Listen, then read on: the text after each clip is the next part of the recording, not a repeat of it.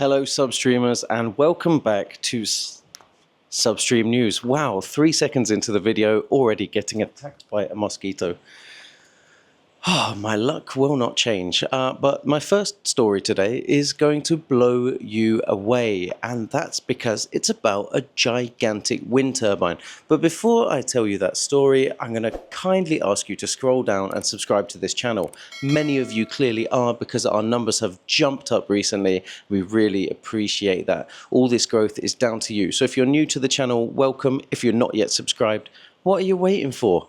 Let's get on with our first story. Okay, so in what is being described as an unusual and rare incident, a wind turbine has basically disintegrated off the coast of Nantucket, USA. And unfortunately, that's happened in the middle of peak tourist season at Nantucket Beach, and they've had to close the beach as huge pieces of sharp and dangerous debris wash up on the beach. Now, these turbines are not small. They are a football field in length, which is the measurement described on an American news website. So for anybody not in the US, an American football field is 110 meters long. This wind turbine is 107 meters, and they don't really know why it's fallen apart. They can't yet find a reason. The local community, as you would expect, are not happy. They're actually really annoyed. Local government are wound up and upset, and beachgoers are triggered, let's say. And actually the company behind these huge wind turbines are confused. They can't explain why, and this is not a regular occurrence. Now, there's another reason why I think this is such a big piece of news. Now, a lot of people thought that the renewable energy revolution and the clean tech, changeover would happen very quickly, and it won't. And it doesn't. It takes decades. And throughout those decades, some of the older infrastructure will break and fall apart. Before we get to renewable energy, it might be third generation wind turbines or fourth or fifth generation wind turbines that allow us to complete that transition, if we ever get there. I don't know if we ever will, and if people really have the desire to. That's not for me to decide. It's a cultural change. But yeah, this wind turbine, it's big news in the USA, and a lot of people are upset. But I think we should move on to our next story. Ken Griffin. Now, that name might not be immediately familiar, but I'm going to tell you who he is at the end of this story. First, I'm going to tell you what he's done. Well, he's just spent the staggering amount of $44.6 million US on an almost complete set of bones of a Stegosaurus, right? He's bought a skeleton of a dinosaur, which is actually really awesome. I'm not going to lie, I'm a bit envious. I would love that in my house. The previous record for a dinosaur collection or a fossil was $32 million. So it's a big jump. That's almost a 50% increase on the last. So Ken Griffin really, really wanted this dinosaur. Now, he says he's going to put it in a private institution. That actually doesn't mean very much, because that could just mean his own house, right? His own private gallery. What else does this story signify? How I see this story is that history is up for sale, and I don't like it. Now, they're calling this Stegosaurus Apex, right? They've given it a name, given it a character, a personality, and then they've put it up for sale. And I think that's a real shame. I honestly think you shouldn't be able to buy incredible ancient artifacts like this, but the world we live in, you can, and it won't be cheap. Now, I'm going to tell you some things about this fossil, this dinosaur. It comes from, you'll never guess, the town of Dinosaur in Colorado, where they've found other dinosaur bones and is a famous site for finding dinosaur bones. It's also where the Dinosaur National Monument is. Americans will know what that is. But let me tell you how Apex was described by Sotheby's for the sale, because this is actually beautiful writing. Preserved in exquisite detail, exhibiting little distortion, and retaining much of their original shape and surface characteristics. Virtually complete with 254 fossil bone elements of an approximate total of 319, the skeleton belonged to a large, robust adult individual, and evidence of arthritis indicating that it lived to an advanced age. Isn't that nice? I actually think that's a beautiful description to then go on and sell it to Ken Griffin. If that name didn't feel like you quite knew who it was, I'm going to tell you. He was the guy who was behind Robin Hood stopping executing orders during the whole GameStop meme event, which basically shorted loads of rich people, cost rich people billions of dollars, and he was trying to protect billionaires and millionaires, and so he's kind of a public enemy amongst traders who don't come from wealthy backgrounds. So if that's why Ken Griffin sounded familiar to you, that's who he is. He's the guy behind Citadel.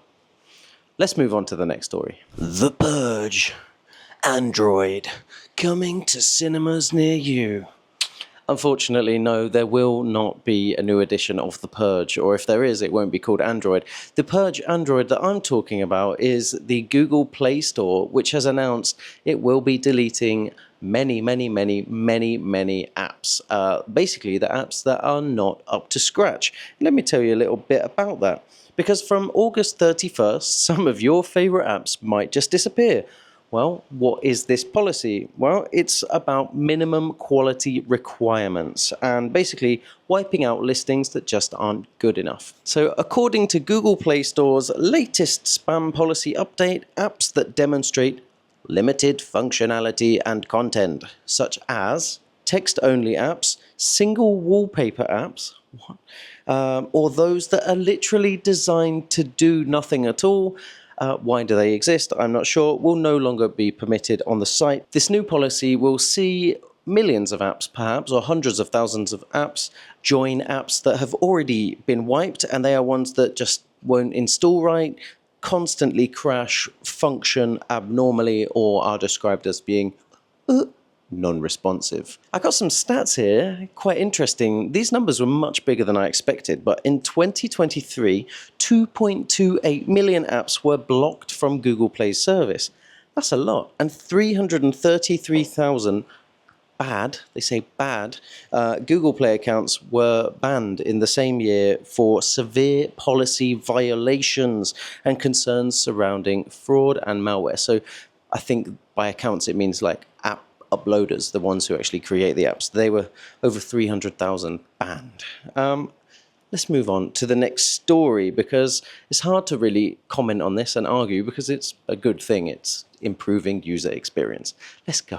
Now, as you could probably tell, I am a very tattooed gentleman, and I have got none of my tattoos in the USA. I'm British, actually. If you didn't know, and many of our commenters didn't, I'm British, and that's actually good news, because it's bad news if you've got tattoos in the US, because the FDA recently tested the 14 biggest brands of tattoo ink and found that many of them, actually 35% of them, contain harmful bacteria that could lead to death. Now, that's 75 different ranges of ink from the 14 different ink manufacturers, and these bacteria can lead to infections that can be permanent. And I mean they can kill you. Now, perhaps less tattooed people or non-tattooed people might think, they get what they deserve for being such rapscallions. But actually can happen to anyone, because actually a lot of people using tattoos for cosmetic reasons now. Some people have tattooed eyebrows, especially when the hair thins. Bad news for you guys, unfortunately, they are the inks that are most likely to contain bacteria that can lead to infection, sepsis, and death. Yes, so why is this? It's because the ink, it's injected deep into your skin and it travels around your body, and it's a very easy way to spread an infection. I've been very lucky. I take good care and I've chosen good artists and have never had an infection from a tattoo. Thankfully. Hopefully, we never will. Americans, what can you do if you're now suddenly doubting your tattoo artist? Or if you think, that guy's a bit janky with the needle, you probably want to consider an alternative, or maybe go to another country with a better practice for tattoos. Well, here's something you can do without having to leave the US. You could visit a tattoo robot. Yes, these exist. It will be overlaid somewhere on the screen right now. You're going to love this. These robots, you basically put the part of your body under them, and you upload your design, and they tattoo you one dot at a time. And people say that it's less painful getting tattooed this way. It's also more accurate, more hygienic, more sterile, and yeah, I think it's a pretty interesting way. Now, tattoo artists probably didn't think that robots and AI were going to take their jobs, but I'm sorry, guys. You're just as vulnerable as the rest of us. Let's move on to a lighter note to finish up. Oh, this is a story that I absolutely love. This has inspired me, and I hope I'm saying her name right, but Vienna Hinze, or say Vienna Hinze, she graduated from Syracuse University in 2017, and she went and worked boring corporate jobs for 3 years, right? Marketing, advertising, blah, blah, blah. She wasn't very happy doing it, and then the pandemic came along, 2020. Oh, that wonderful time. Do we have to bleep that out? Will the algorithm punish us these days for even mentioning that terrible time? Who knows? But it forced her or encouraged her, inspired her to make a change. So, like many young digital professionals do, she set up her own marketing company and had some success, and things were growing, and she moved to LA and was making money and doing all these creative digital things that she did, but it didn't scratch the itch. Oh, so what did she do? Here's a quote from Vienna. She says, "I was kind of losing the why behind what I was doing. I had moved out to LA and something just wasn't working anymore. I had changed everything about my life except my agency."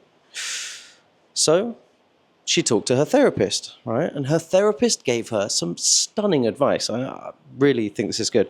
She said, create a list of what your ideal job would have to contain, right? And so Hinze went away and she thought about it. And she listed that she wanted to work with her hands, be outside, interact with people, and that somehow she'd like to own and work from an old pickup truck. Well, it took her about a week of manifesting and experimenting and coming up with ideas, and she decided to make a mobile flower shop operating out of her vintage green Chevrolet. Well, she bought that very cheap car, that cheap pickup truck, spruced it up with new paint and everything, and she now makes an incredible amount of $16,000 per month driving around selling flowers with her mobile shop. I think that's amazing and courageous, inspiring, bold, visionary. Why not? That's brilliant. And of course, she's using her marketing and advertising skills, all those digital skills, putting them to work to spread the word about her shop. I think there's a better message from here. So I actually want to go back to the therapist. I think it's the therapist is really a star in this story, because it was the person who kind of introduced her to her self-agency and her liberation and said, you can do something. What is it you love? So here are some questions I'd like you to ask yourself. This is what I want you to take away from this video, if nothing else. Ask yourself these 5 questions. What do I love doing? What problem can I solve? Why do I do the things I do? What is my purpose on planet Earth? And what makes me happy? A lot of people don't spend the time to ask themselves the big questions. And how can we see a positive, progressive, innovational change in the world if we don't have people like you asking yourself the big questions? Because we're all capable of reshaping this planet in a better way. Just takes a thought, and a thought can turn into an idea, and an idea can turn into a change. And that's it, guys. That's it. Thank you for watching. This is another edition of Substream News. I'm sorry for the active tracker at the start, but we've got new technology, and that makes us excited here at Substream News. We love new technology, and I just wanted to see if it would follow me around and what would happen. I think it's better like this. Wouldn't you agree? Right.